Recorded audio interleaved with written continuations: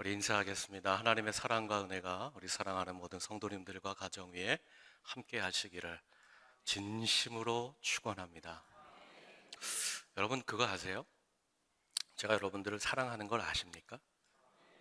모르는 것 같아. 모르는 것 같아. 제가 여러분들을 사랑하고 아끼고 있는 것을 조금은 생각해 주시기를 부탁드립니다. 왜 제가 사랑할까?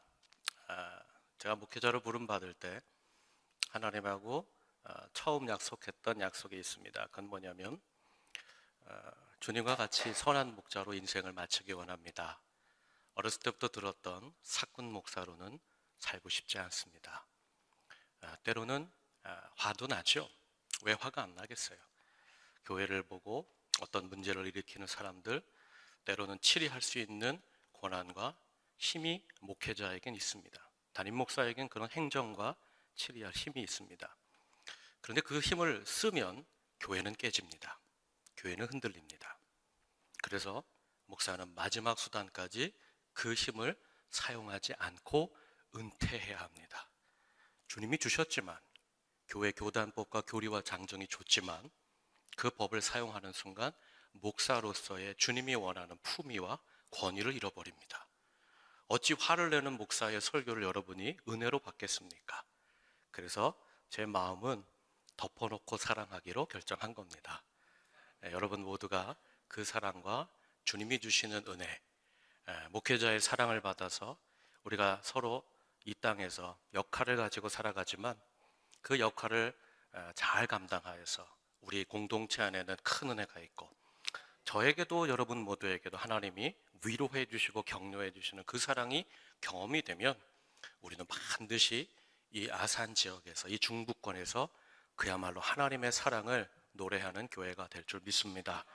저는 우리 교회가 그와 같은 교회가 되기를 날마다 기도합니다.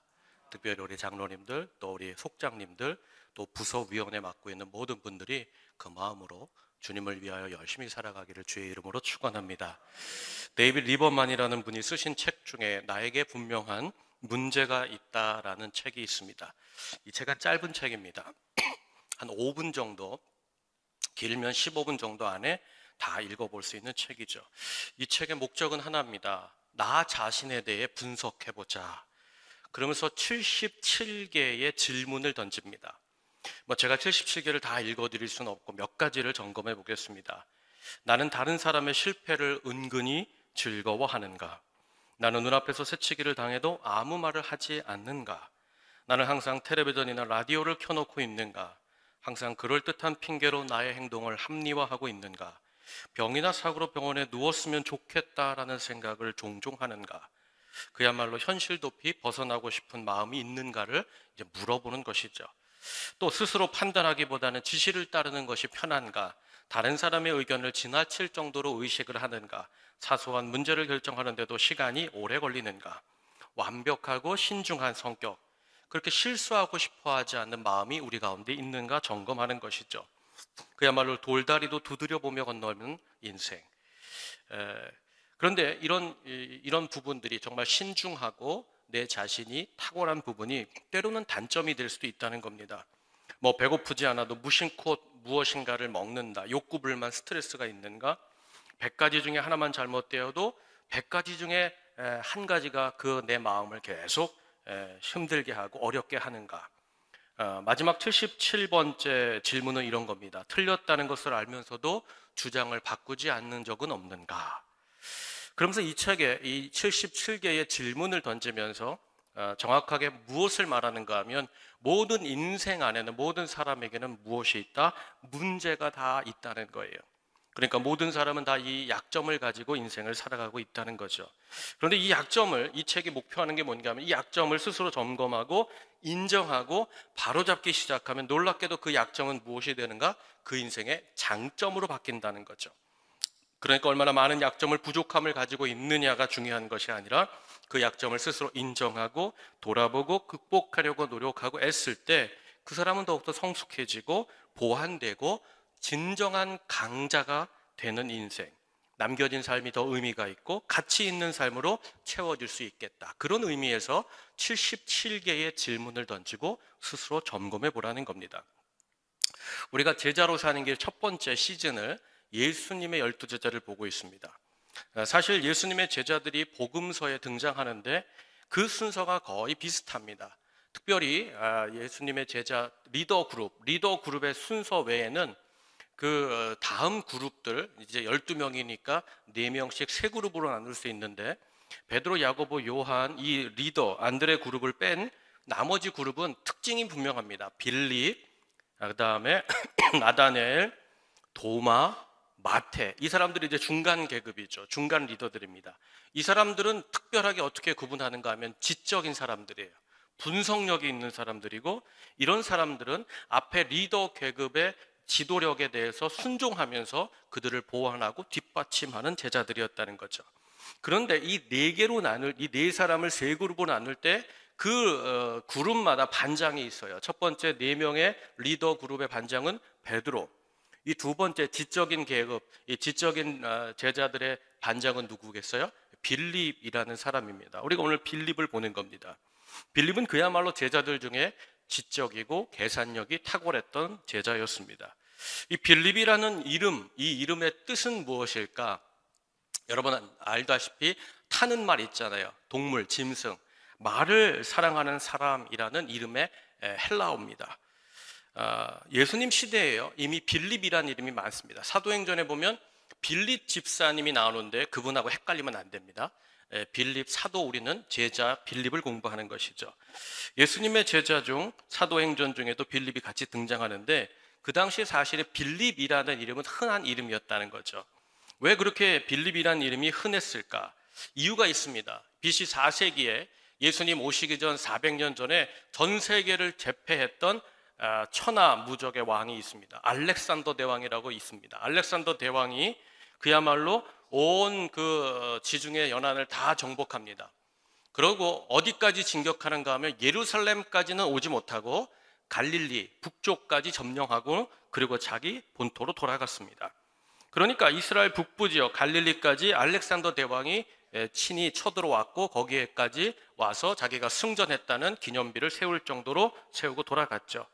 근데 이 알렉산더 대왕이 항상 점령하고 점령지를 방문하고 승전가를 올릴 때마다 했던 일이 있습니다. 그게 뭐냐면 그의 아버지의 이름을 알리고 그 아버지의 공덕을 높이는 행사를 항상 가졌다는 거예요.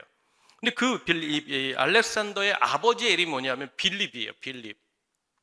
그러니까 알렉산더가 어떤 영토를 점령한 다음에 꼭 아버지를 기리는 행사를 하면서 누구에게 영광을 돌리는 거예요?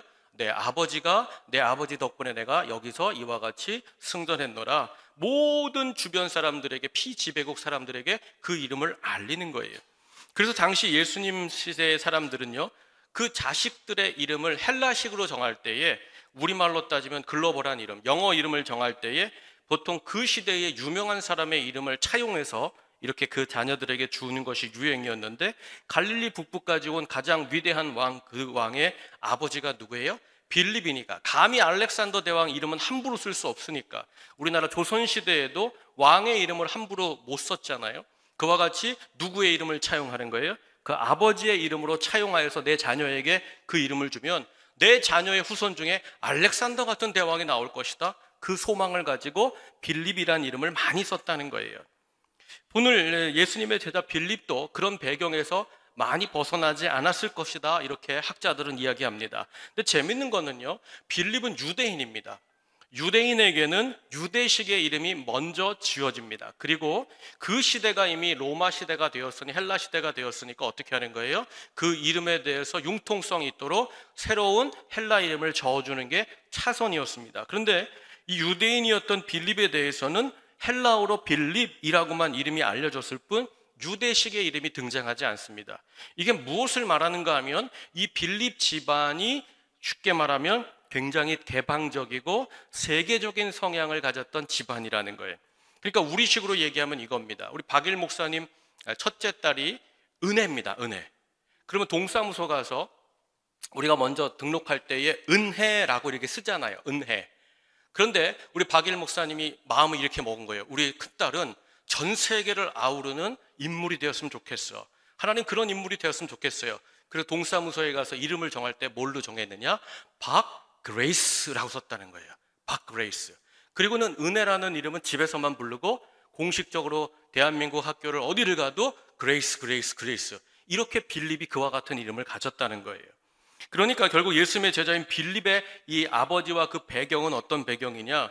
그야말로 전 세계를 아우르는 인물이 되었으면 좋겠다.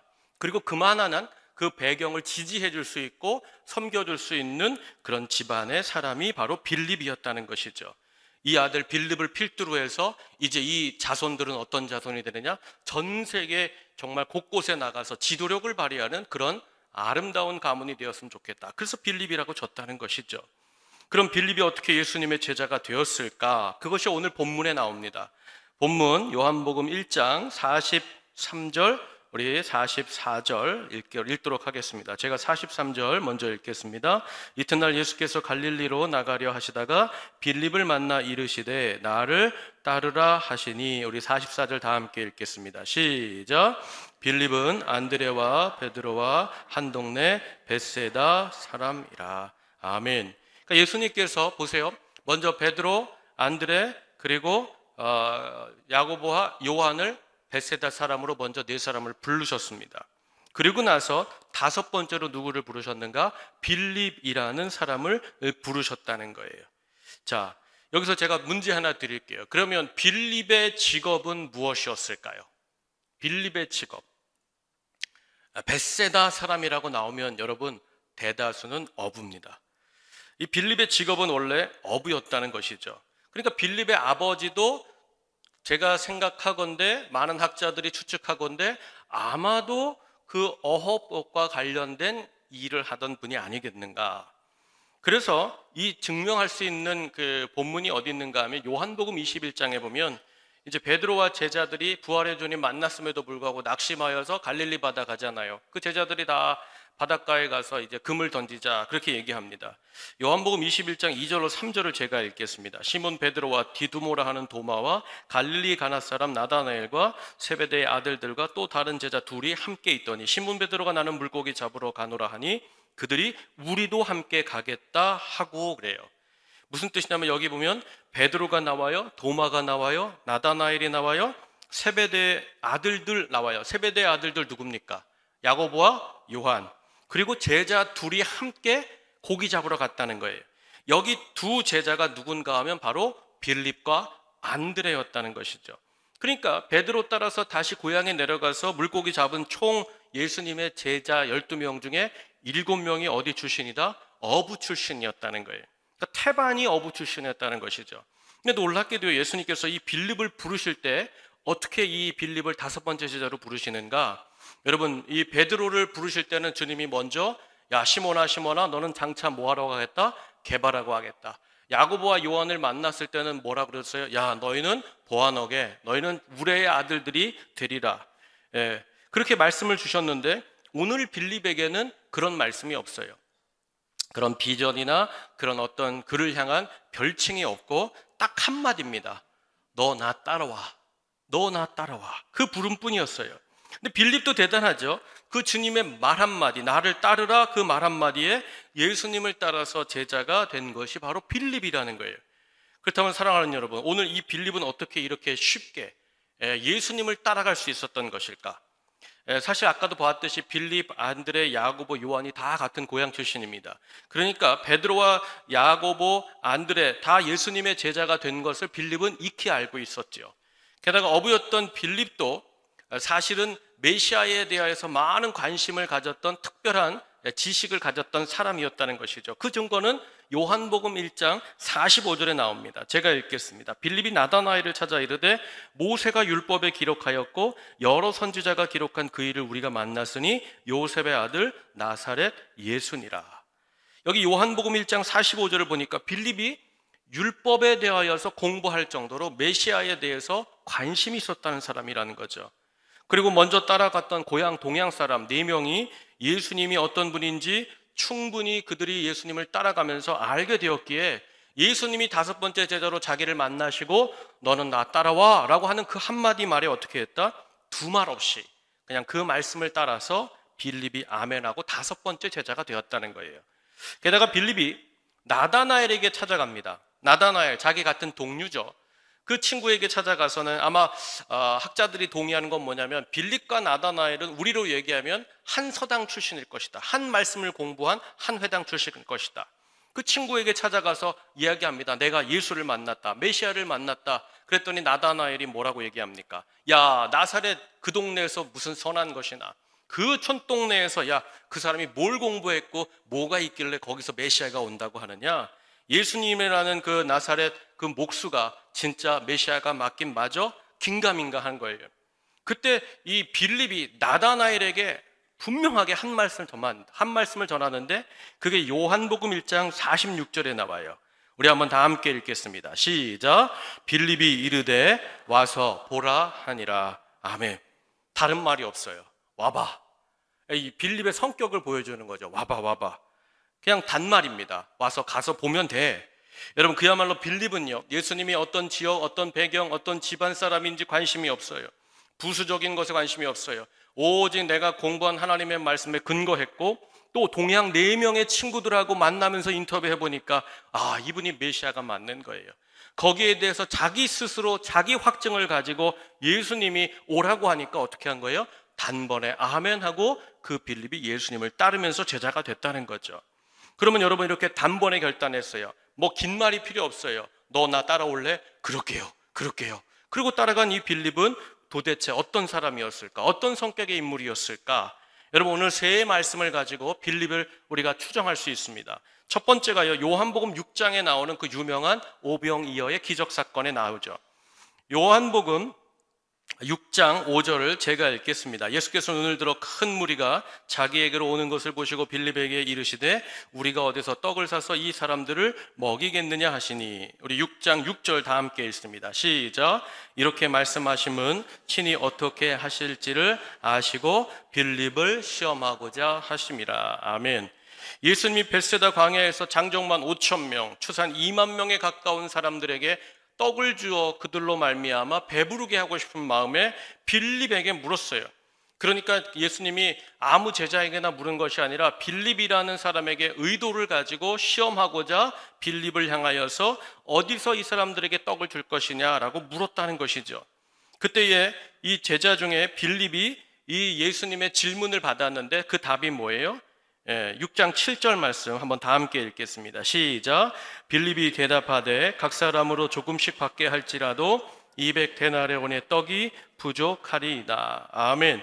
예수님은 의도적으로 빌립이 어떤가, 너의 상태가 어떤가 물어보셨고 빌립은 어떻게 했다는 것이죠? 잠깐 시장길을 멈추려고 해도 떡을 200데나리온만큼 준비해야 된다는 말씀으로 예수님에게 답했다는 거예요. 그야말로 순식간에 정확한 계산, 통계를 주님께 들이밀었던 사람이라는 거죠. 그야말로 스마트한 사람입니다. 똑똑한 사람입니다. 계산과 시장에 대해 밝았던 사람이죠. 그런데 예수님은 이미 이런 대답을 빌립이 내놓을 것이라고 아셨다, 모르셨다? 아셨다는 거예요. 그렇다면 우리의 질문은 이거지요. 왜 예수님께서는 빌립이 자기가 갖고 있는 그 성향대로 정확한 계산과 수치로 답할 것을 익히 다 알고 계시면서 왜 빌립에게 이런 질문을 의도를 가지시고 그에게 주셨던 것일까? 바로 빌립의 그 성향, 완벽주의, 그 똑똑함, 그 계산적인 그 성향에 주님이 뭔가 가르침을 주시기 위해, 깨달음을 주시기 위해 빌립에게 그런 질문을 물으셨다는 거예요. 여러분, 빌립은 그야말로 정확한 사람입니다. 현실 감각이 탁월한 사람이죠. 완벽한 계산을 가졌던 사람이 바로 빌립이라는 거예요.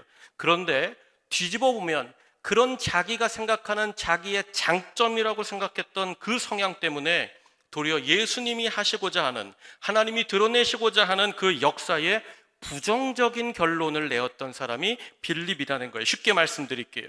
그는 항상 자기의 장점인 완벽함과 똑똑함으로 계산해서 답을 찾던 사람이었지만 그 자기가 가지고 있던 강점, 장점, 특장점이 주님의 사역에는 뭐가 되었다? 장애물이 되었다는 거예요. 걸림이 되었다는 거예요. 그래서 예수님이 빌립을 깨우시고자, 빌립에게 변화를 주시고자 빌립을 향하여 의도적으로 질문을 던지셨다는 거죠. 여러분, 지금 빌립이 한 말을 생각해 볼까요? 2만 명에 가까운 사람들이 조금씩 먹는다 해도, 그냥 한 입 베어 문다 해도 200데나리온의 떡을 가지면 되겠다는 거예요? 안 되겠다는 거예요? 안 되겠다는 거예요. 빌립은 정확하게 자기가 계산에 따라서 자기가 내린 결론을 가지고 예수님께 들이밀었다는 것이죠. 자기의 답을 정해놓은 인생이었다는 거예요. 여러분, 분명히 보기에도 빌립은 똑똑한 사람입니다. 완벽한 사람이 맞습니다. 주님의 제자 중에 이렇게 똑똑한 사람 한 사람 정도 있다는 건 정말 좋은 일일 수도 있죠.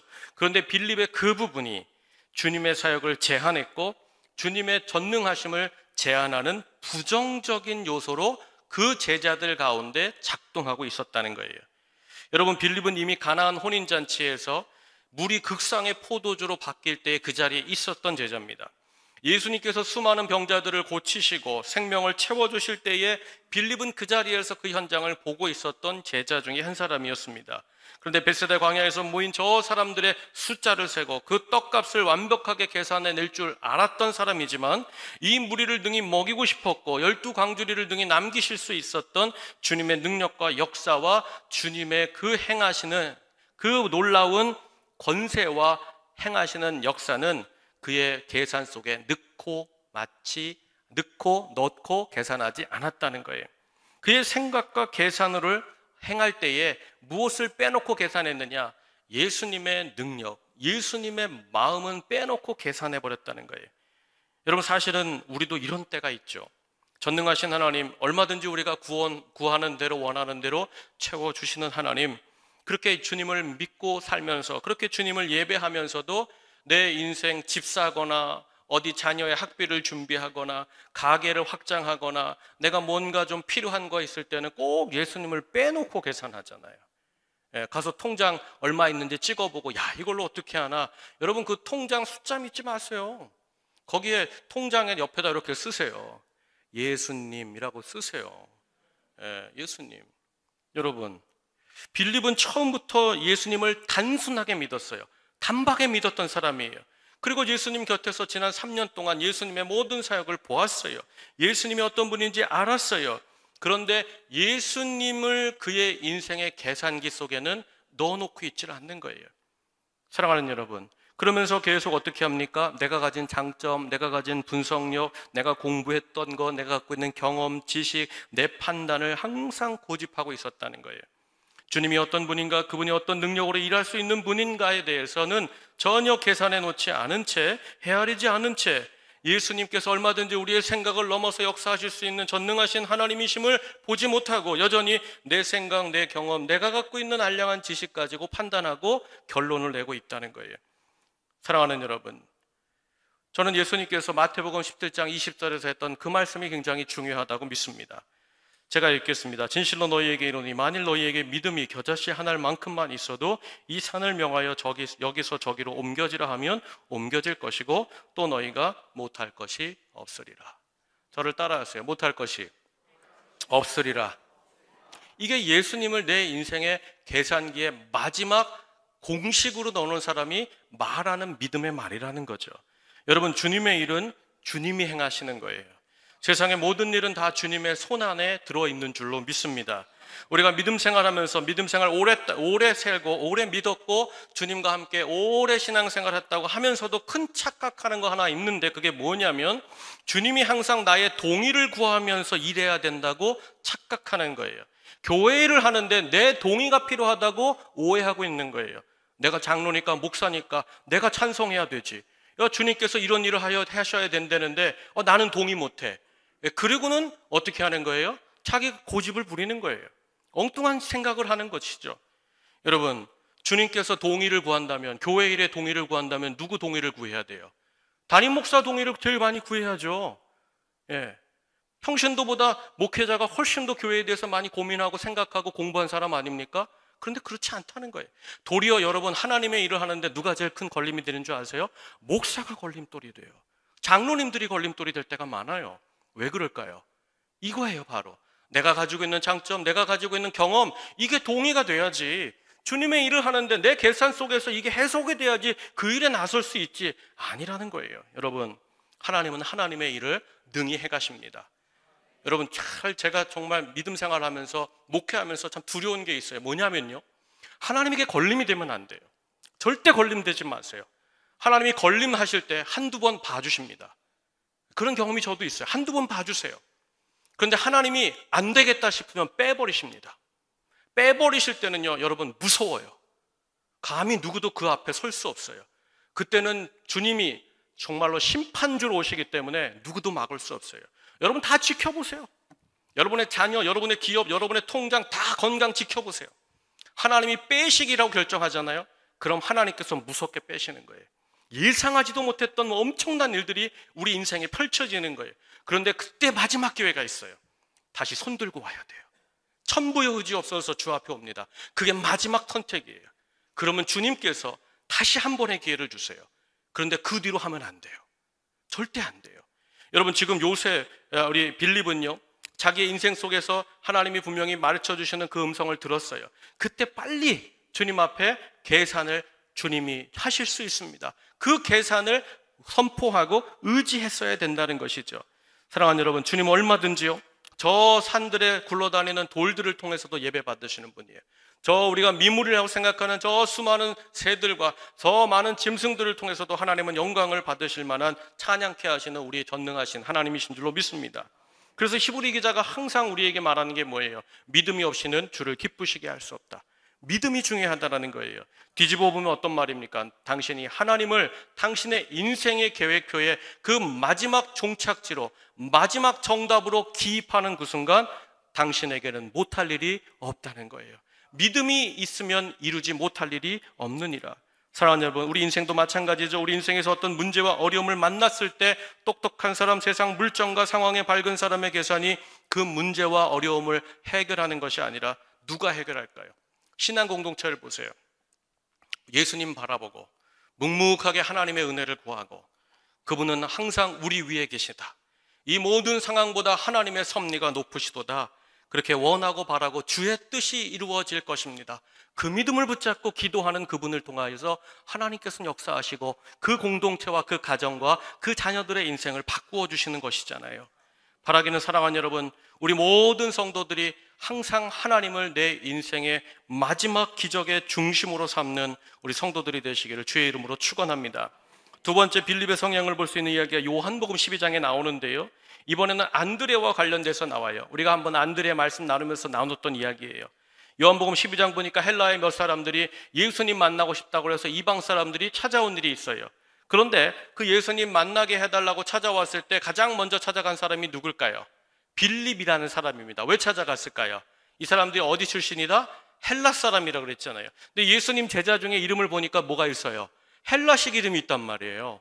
그러니까 어떻게 하는 거예요? 그 빌립을 찾아가서 우리가 좀 예수님을 만나고 싶다 이야기했다는 것이죠.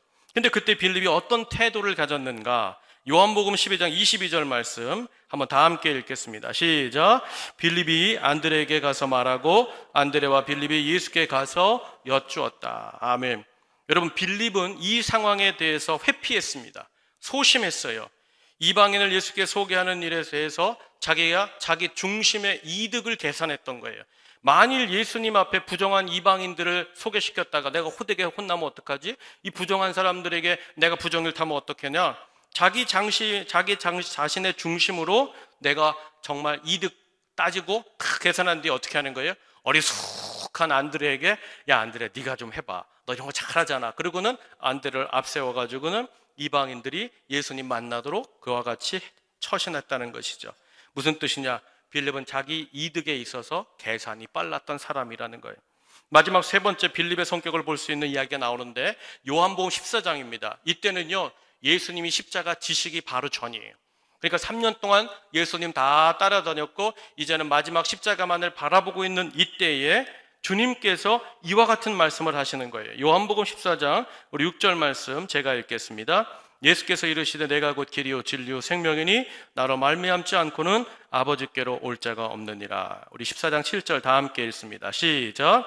너희가 나를 알았더라면 내 아버지도 알았으리로다. 이제부터는 너희가 그를 알았고 또 보았느니라. 아멘. 이게 제자들에게 예수님이 자기 자신에 대해서 말씀하신 말씀이에요.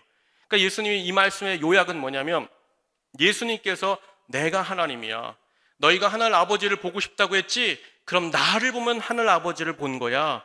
나를 알았다면 성부 하나님을 알게 된 것이다. 확신에 찬 말씀으로 제자들에게 이제 마지막 십자가를 앞두고 하나님께서 친히 십자가에 달리시는 사건임을 주님이 드러내주셨다는 거예요.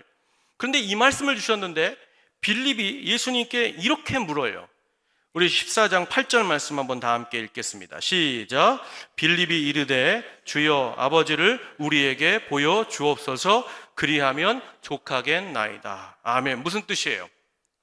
예수님은 나를 본 사람은 하늘 아버지를 보았다라고 말씀하셨어요. 그럼 예수님을 봤다면 누구를 만난 거예요? 하나님을 만난 거예요. 그 말이 끝나자마자 빌립이 뭐라고 얘기하는가 하면 하늘 아버지를 우리에게 좀 보여주십시오. 이건 무슨 뜻일까요? 이건 내가 내 눈으로 봐야, 확실히 내 눈으로 봐야 내가 인정하겠다, 확신하겠다, 알겠다는 뜻이에요. 내가 보니까 내 눈에 확실히 보여야, 뭐가 잡혀야, 내가 뭔가 좀 이렇게 확신이 서야 내가 그 말을 믿겠다는 거예요. 여러분, 지금 예수님은 내가 하나님이야, 너희 제자들에게 내가 이제 십자가를 지고 가는데 이 십자가를 지는 건 내가 하나님의 메시아로서 이제 온 나라와 민족과 열방을 구원하기 위한 십자가를 지는 거야. 너희들이 지금까지 나를 보았지? 너희들이 나를 보았으면 하늘 아버지를 본 것이야. 근데 믿겠다는 거예요? 못 믿겠다는 거예요? 빌립은 못 믿겠다는 거예요. 말은 보여주시면 믿겠다라고 말하는데 본 뜻은 뭐예요? 자기는 못 믿겠다는 거예요. 뭔가 보여주시지 않으면 자기는 아니라는 거예요.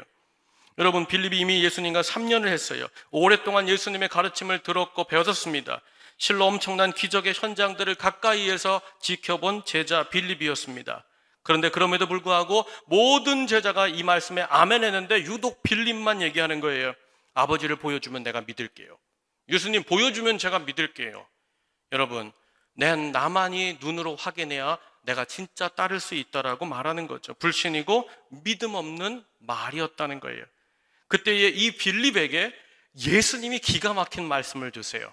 그 말씀 요한복음 11장 14절 우리 다 함께 읽겠습니다. 함께 읽습니다. 시작. 내가 아버지 안에 거하고 아버지께서 내 안에 계심을 믿으라. 그렇지 못하겠거든 행하는 그 일로 말미암아 나를 믿으라. 여러분 보세요. 답이 뭐예요? 예수님 답 단순해요. 나 믿어. 다시 믿어. 빌립, 내가 너를 처음 부를 때 네가 내게 따라오겠느냐? 그 말할 때 네가 믿고 따라왔잖아. 이제 3년이 지난 이 시점에 너에게 다시 줄 말이 있는데 너는 나를 다시 믿으라. 단순하게 말씀하셨다는 거예요. 여러분, 왜 이렇게 예수님이 단순하게 말씀하셨을까요? 빌립이 생각이 많았던 사람이었기 때문에 그래요. 여러분, 빌립은 어떤 사람이었는가? 그냥 말로 머릿속에 말만 하나 탁 들어가면 머릿속에 컴퓨터예요. 그냥 엄청나게 많은 데이터와 경험을 가지고 그냥 머리가 막 팽글팽글 돌아가는 사람이에요. 근데 예수님은 그런 빌립을 정확하게 알고 있었어요. 그렇게 계산할 필요 없다. 다시 나를 믿으라. 내가 앞으로 행할 그 일을 너 보고 믿으라 말씀하셨다는 거예요. 사랑하는 여러분, 주님께서 우리 가운데도 이와 같은 말씀을 주실 때가 있어요. 우리도 여러 가지 일들로 말미암아 가정과 자녀들과 우리의 수많은 문제 앞에서 복잡할 때가 있거든요. 어려울 때가 있어요. 이걸 이렇게 하면 이렇게 되는 거 아닐까? 이렇게 하면 이렇게 되는 것이 아닐까? 정말 그때의 처방전이 우리에게도 필요할 때가 있죠. 그런데 주님께서는 딱 한마디 하는 거예요. 다 내려놓고 나만 바라봐. 나만 의지해. 나만 다시 믿어봐. 그 모든 문제 속에서 나 예수 그리스도가 마지막 정답이 됨을 붙잡으라는 거예요. 사랑하는 여러분, 고린도후서 6장 8절 하반절로 9절에 이런 말씀이 있어요. 우리는 속이는 자 같으나 참되고 무명한 자 같으나 유명한 자요, 죽은 자 같으나 보라 우리가 살아있고 징계를 받는 자 같으나 죽임을 당하지 아니하고. 우리 6장 10절 다 함께 읽습니다. 시작. 근심하는 자 같으나 항상 기뻐하고 가난한 자 같으나 많은 사람을 부유하게 하고 아무것도 없는 자 같으나 모든 것을 가진 자로다. 아멘. 여러분, 어떻게 아무것도 없는 것 같은데 모든 것을 가진 자가 되겠습니까? 어떻게 우리에게 이런 일이 일어날까요? 슬픈데 기쁘다는 거예요. 속이는 자 같으냐 참되고 아무것도 없는 무명한 자 같으나 너희는 유명하고 너희는 죽은 자 같지만 너희는 살아있다는 거예요. 여러분, 이 일이 어떻게 가능할까요? 우리 인생에 무엇으로 가능할까요? 우리 인생에는 답이 없죠. 그런데 요 말 속에 딱 한 단어를 넣으면 돼요. 예수 그리스도로 말미암아. 내 인생의 마지막 정답 전에 그 가로 빈칸에 예수 그리스도로 말미암아 예수님을 다시 믿음으로 여러분 이 일이 우리 가운데 나타나는 줄로 믿습니다. 사랑하는 여러분, 바라기는 그 주님의 능력이 모든 일을 행하시고 죽은 자도 살리시고 하나님께서 우리로 말미암아 참되고 진실하고 살아있는 인생 되도록 붙잡으시는 예수 그리스도 그분을 향한 다시 분명한 믿음을 세우는 우리 성도님들 되시길 주의 이름으로 축원합니다. 그럼 여전히 믿음도 인간적인 계산만 추구했던 이 빌립의 마지막 제자로서의 그 모습은 어떠했을까? 여러분, 제자가 이 빌립이 요한복음 14장에게 특별하게 이 빌립을 향한 너 다시 나를 믿어야 돼, 너 나를 다시 붙잡아야 돼, 이 말씀을 붙잡고 결국에는 예수 그리스도의 길을 따라갑니다. 그 뒤로는요, 빌립의 인생에 대한 많은 자료를 보면 빌립이 계산이 없어요. 빌립은 하나님이 말씀하시는 대로 단순하게 믿고 따라갑니다. 자기 고집, 생각, 판단, 계산력 추구하지 않습니다. 초대교회의 지도자로 베드로와 그 야고보와 함께 교회를 섬기다가 성령의 부어주심을 따라서 지금의 투르키아 땅, 터키로 건너갑니다. 그리고 여러분, 유명한 그 투르키에 가면 온천지대가 있어요. 온천지대 그 하얀 동네 아시죠? 거기가 어디예요? 파무칼레라는 동네가 있어요. 거기가 빌립이 복음 전한 땅이라는 거예요. 빌립이 거기에서 파무칼레에서 많은 사람들이 그 온천욕을 하러 오잖아요. 그게 뭐 수천 년 된 거니까 그 파무칼레 옆에다가 교회를 세워놓고는 그 파무칼레 온천하는 사람들 뜨뜻미지근하니까 뭐 하게 돼요? 조용히 이야기를 듣게 되잖아요. 그럼 그 옆에 가서 이렇게 복음을 전했다는 거예요. 근데 한 번은 프랑스, 지금의 프랑스 사람들이 그 파무칼레에 관광을 왔다는 거예요. 관광을 왔는데 그날 빌립이 작정하고 당신들 어디, where are you from? 그랬더니 우리 프렌치, 플란스 그랬다는 거예요. 그냥 빌립이 그래요? 그럼 내가 좀 복음을 전할 테니 들어보시오. 근데 놀라운 건 그 온천에 왔던 그 사람들이 그 빌립을 통하여 복음을 듣고 프랑스에 가서 교회를 시작했다는 거예요. 이게 프랑스 교회의 시작점이 됐다는 거예요. 그리고 제자들 중에 처음으로 야고보, 그 세베대의 아들 야고보가 그 예수님의 그 가장 아름다운 첫 자리를 차지한 뒤에 꼭 8년 되던 해에 갈라디아 지역에서 복음 전하다가 붙잡힙니다. 그리고 히에라폴리스라는 언덕에서 십자가에 거꾸로 달려서 그 자리에서 목베임을 당한 게 아니라 십자가 거꾸로 매달렸는데 사람들이 돌을 던져 죽였다는 거예요. 돌을 던져 죽을 때에 빌립이 마지막으로 그 사랑하는 성도들에게 한 가지 유언을 남겼대요. 내가 죽으면 내 시신은 예수님처럼 그런 좋은 세마포로 쌓지 마십시오. 나는 예수님을 감당하지 못하는 인생입니다. 나는 예수님과 같은 그런 죽음의 세마포, 아름다운 옷으로 치장할 수 있는 인생이 아닙니다. 대신에 요청한 게 있어요. 자기 시신을 좀 덮어달라고 한 게 있어요. 그게 뭔지 아십니까? 파피루스예요. 파피루스. 여러분, 파피루스가 뭐예요? 종이죠, 종이. 지금의 종이. 어떤 파피루스일까요?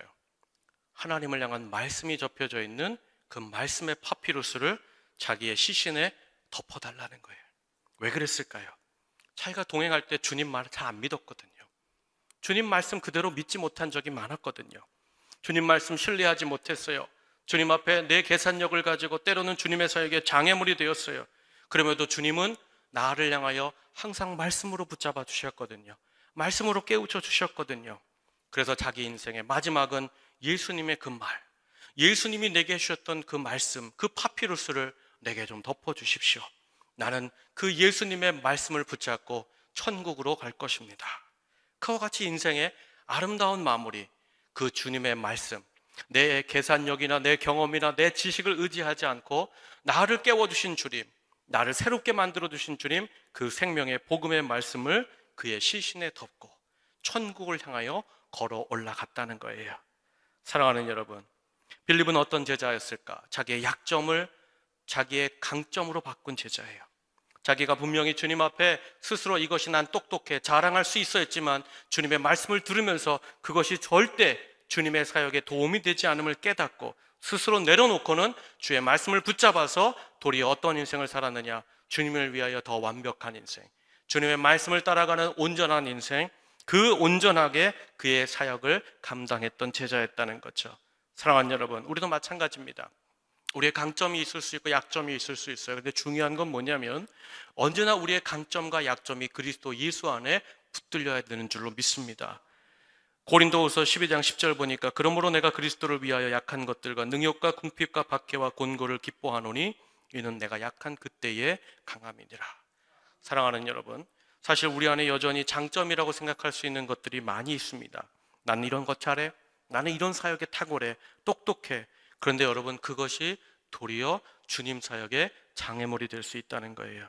그것이 도리어 내가 볼 때 주님의 역사 가운데 그 걸림이 될 수도 있다는 것이죠. 그런데 그걸 깨달으면 이것이 내 장점이 아니라 도리어 주님 사역의 약점이 되는구나. 그걸 깨닫는 순간 어떻게 하시는 거예요?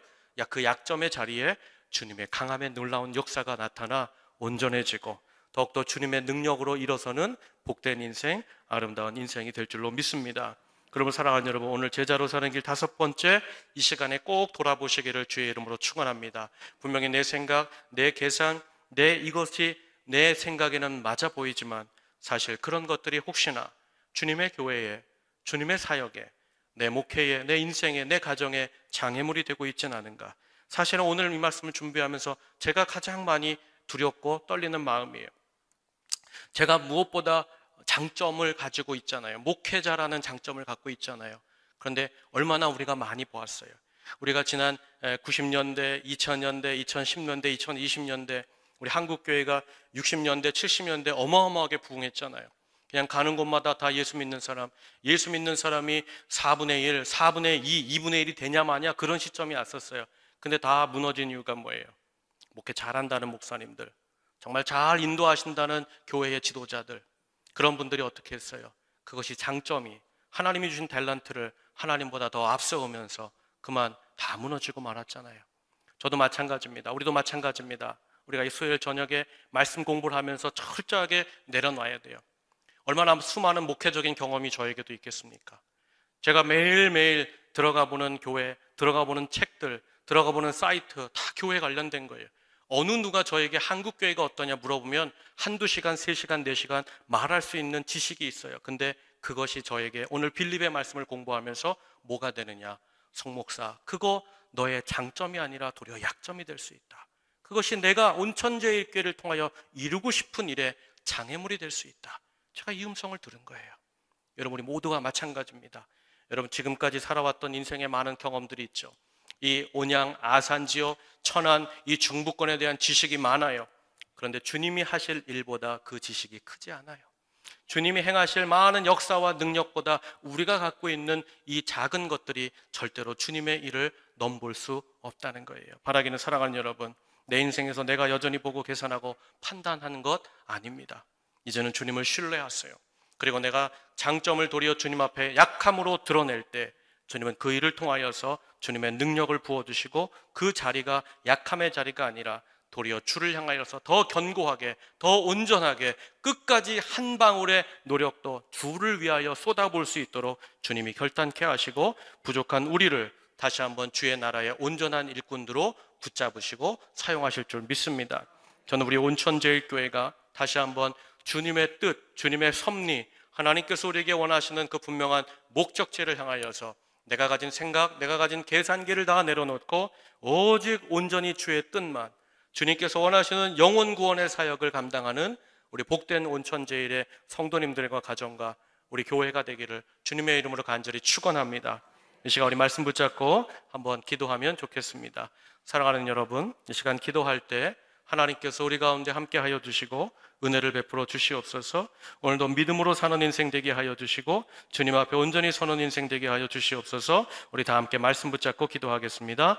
하나님 감사합니다. 오늘 이 저녁에도 저희들 부족한 저희들을 참아주시고 더욱더 우리의 놀라운 것들, 우리가 자랑할 만한 것들, 그것이 있음에도 우리가 그것을 자랑하며 도리어 주의 사역에 장애물이 될 때도 있음에도 불구하고 참으시고 우리로 말씀으로 깨닫게 하시고 하나님의 말씀으로 가르쳐 주시는 주님 감사합니다.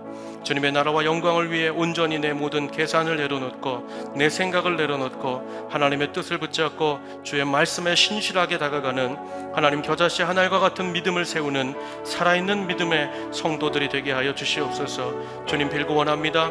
우리가 빌립과 같이 하나님 우리의 자랑으로 인생을 마치지 않게 도와주시고 오직 하나님을 자랑함으로 우리 인생의 마지막 그 덮는 마지막 순간에 주의 말씀으로 내 인생이 덮여지기 원합니다.